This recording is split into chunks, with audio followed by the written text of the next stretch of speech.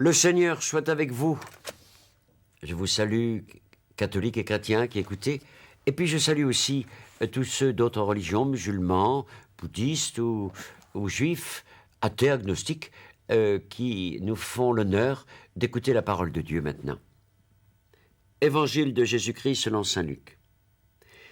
Marie rendit grâce au Seigneur en disant « Mon âme exalte le Seigneur, mon esprit exulte en Dieu mon Sauveur.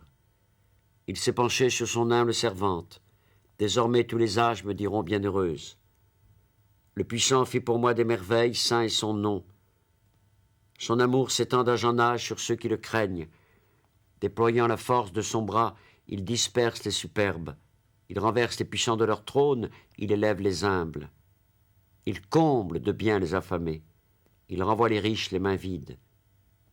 Il relève Israël, son serviteur. Il se souvient de son amour, de la promesse faite à nos pères en faveur d'Abraham et de sa race à jamais. Marie demeura avec Élisabeth environ 3 mois, puis elle s'en retourna chez elle.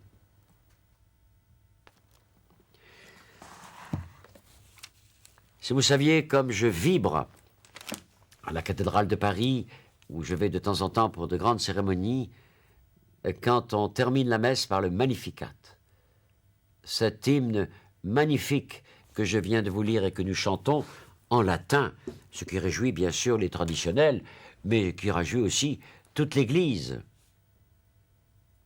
Il s'est penché sur son humble servante. C'est ce qu'il a fait du temps de la terre pendant 33 ans, le Christ.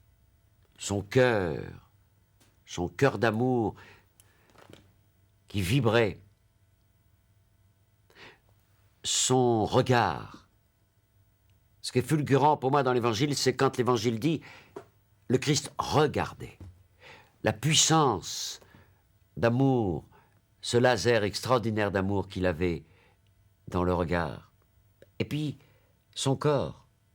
Souvenez-vous, quand il pleurait, quand son ami Lazare avait avalé son bulletin de naissance.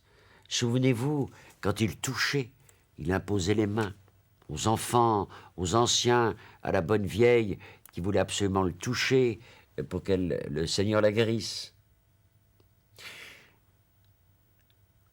Il a démoli les superbes. Qu'est-ce que ça veut dire, ça?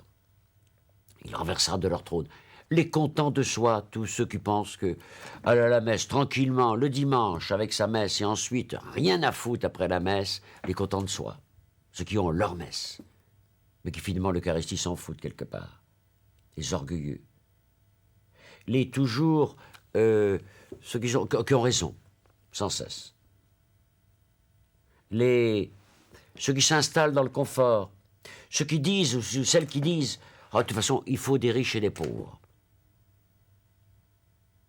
Avec ce dicton stupide et grave. On se fout de la solidarité du monde qui crève de faim. Des gens qui n'ont pas 3 repas par jour. Des gens qui vont par milliards chercher à 3 kilomètres l'eau potable. Jésus n'est pas pour la lutte des classes. Oh non. Il regarde le cœur des gens. Il a mangé avec des riches. Mais il allait spontanément vers les plus pauvres. C'est pour ça que Dieu a faibli devant la pauvreté de Marie. La puissance d'un regard qui ne juge pas, frères et sœurs, qui juge personne. J'aime bien la théologie de libération de Jean-Paul II. Vous vous souvenez? Face à la théologie de libération qui voulait à la mitraillette descendre les riches pour que seuls les pauvres règnent. On a vu ce que ça a donné en URSS. Ils ont voulu que ce soit les pauvres qui règnent et ça s'est soldé par 70 millions de morts. Non. J'aime bien ce qu'a dit à Cologne, je l'ai entendu moi-même, Benoît XVI, aux jeunes, et les jeunes l'ont entendu, vivez la révolution de l'amour. Allez vers les plus pauvres. Et si la pauvreté du pauvre passe en vous, alors là, vraiment, vous saurez ce qu'est leur pauvreté. Accueillez dans la crèche que vous allez bâtir à la maison un exclu, ou un membre de la famille que vous ne pouvez pas voir depuis longtemps.